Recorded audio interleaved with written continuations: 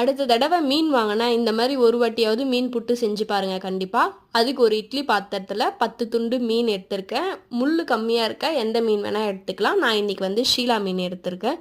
10 நிமிஷம் வெந்ததுக்கப்புறமா ஒரு பிளேட்டில் மாற்றிட்டு இந்த மாதிரி உதுத்து ஓரமாக வச்சுக்கோங்க.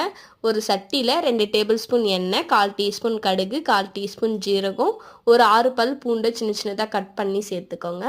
ஒரு பச்சை மிளகாய், கொஞ்சமாக கறிவேப்பிலை, ஒரு பெரிய சைஸ் வெங்காயம், 1/2 டீஸ்பூன் உப்பு சேர்த்துட்டு இது நல்லா வதங்கட்டும். வதங்கினதுக்கப்புறமா 1 டீஸ்பூன் மிளகாய்த்தூள், 1/2 டீஸ்பூன் மிளகுத்தூள், 1/4 டீஸ்பூன் மஞ்சள் தூள் சேர்த்துட்டு இதுவும் நல்லா கொஞ்சம் வதங்கினதுக்கப்புறமா 2 முட்டையை வந்து உடச்சி சேர்த்துருங்க. இந்த முட்டை வந்து நல்லா உதிரி உதிரியாக ஆகிற வரைக்கும் நல்லா மிக்ஸ் பண்ணிவிட்டு நம்ம வச்சுருக்க மீனையும் சேர்த்துட்டு நல்லா ஒரு வாட்டி மிக்ஸ் பண்ணிவிட்டு 1/2 டீஸ்பூன் மிளகுத்தூள், கொஞ்சமாக கொத்தமல்லி இலை தூவிட்டு மிக்ஸ் பண்ணி இறக்குனா ரெடி.